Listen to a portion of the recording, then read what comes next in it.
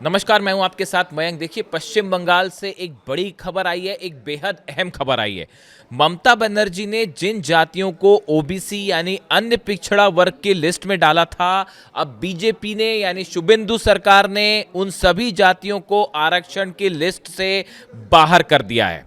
देखिए, इसमें तमाम मुस्लिम जातियां भी थी। शुभेंदु अधिकारी सरकार ने एक नया नोटिफिकेशन जारी करते हुए ये कह दिया कि 2010 से पहले की जो ओबीसी सूची है अब वही लागू होगी और उसी फॉर्मूले पर आगे की नौकरियों और शिक्षण संस्थाओं में आरक्षण मिलेगा। इस फैसले के बाद अब राज्य में केवल 66 जातियों या वर्गों को ही सरकारी नौकरियों और शैक्षणिक संस्थाओं में 7% के आरक्षण का लाभ मिलेगा।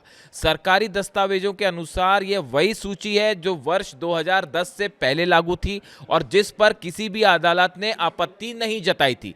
यानी 2010 के समय जो जातियां शामिल थीं आरक्षण की लिस्ट में, जो 7% आरक्षण है उसमें, अब उन्हीं को फिर से शामिल कर लिया गया है। बाकी की जो जातियों को शामिल किया था ममता सरकार ने, उसमें कई मुस्लिम वर्ग और मुस्लिम जातियां थीं, उन सबको हटा दिया गया है। यह वही सूची है जो वर्ष 2010 से पहले लागू थी और जिस पर किसी भी अदालत ने आपत्ति नहीं जताई थी, यानी जिस पर कोई कंट्रोवर्सी नहीं थी। सरकार का कहना है कि यह फैसला आरक्षण प्रणाली को कानूनी और पारदर्शी बनाने के लिए उठाया गया है, ये कहना है शुभेंदु अधिकारी सरकार का। पश्चिम बंगाल में ओबीसी आरक्षण की व्यवस्था लंबे समय से विवादों में रही है। 2010 से पहले राज्य में ओबीसी सूची अपेक्षाकृत सीमित थी और इसमें केवल कुछ निश्चित जातियां और समुदाय ही शामिल थे।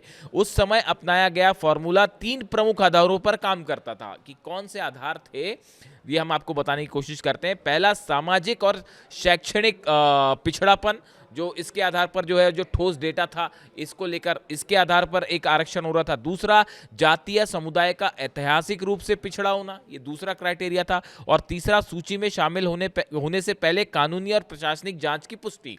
ये 3 आधार थे जिसके द्वारा जो है 2010 में जातियों को आरक्षण सूची में शामिल किया गया था।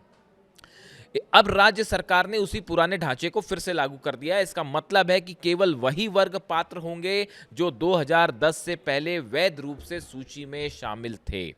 नए नोटिफिकेशन के मुताबिक अब राज्य में कुल 66 जातियां समुदाय ही ओबीसी आरक्षण के दायरे में रहेंगे। इन्हें ही सरकारी नौकरियों और अन्य सरकारी पदों पर 7% आरक्षण का लाभ मिलेगा। सरकार ने स्पष्ट किया है कि 2010 के बाद जिन दर्जनों जातियों को ओबीसी सूची में शामिल किया गया था उनकी वैधता पर सवाल उठे थे और अदालतों में कई मामलों में उन्हें अनियमित या अवैध माना गया था। इसी आधार पर अब इन नई एंट्रीज को सूची से हटा दिया गया है। अब इसका मुस्लिम जातियों पर क्या असर होगा? इस फैसले का सबसे बड़ा असर कई मुस्लिम समुदायों पर पड़ा है जिन्हें 2010 के बाद ओबीसी सूची में शामिल किया गया था। नए आदेश के अनुसार इन समुदायों को अब 66 जातियों की अंतिम सूची से बाहर कर दिया गया है। सरकारी सूत्रों का कहना है कि यह निर्णय किसी धार्मिक आधार पर नहीं बल्कि कानूनी और प्रक्रियात्मक आधार पर लिया गया है। यानी जिन समुदायों का समावेश बाद में हुआ था और जिन पर न्यायिक आपत्तियां थी उन्हें हटा दिया गया है। इस तरह का दावा सरकार की तरफ से बीजेपी का कहना है। मुख्यमंत्री शुभेंदु अधिकारी का कहना है कि ओबीसी की लिस्ट में गड़बड़ी की गई थी, उसे सुधारना बहुत जरूरी था। सरकार ने आखिरकार पुराने और कानूनी रूप से मजबूत फॉर्मूले को लागू कर दिया है। वहीं तृणमूल कांग्रेस ने, टीएमसी ने इसको लेकर खासी आपत्ति जताई है। ममता बनर्जी ने इसको लेकर सख्त नाराजगी जताई है। यानी इस फैसले के बाद एक बार फिर बंगाल की सियासत गर्म होती दिखाई दे रही है। अब आरक्षण को लेकर बंगाल में संग्राम छिड़ता दिखाई दे रहा है।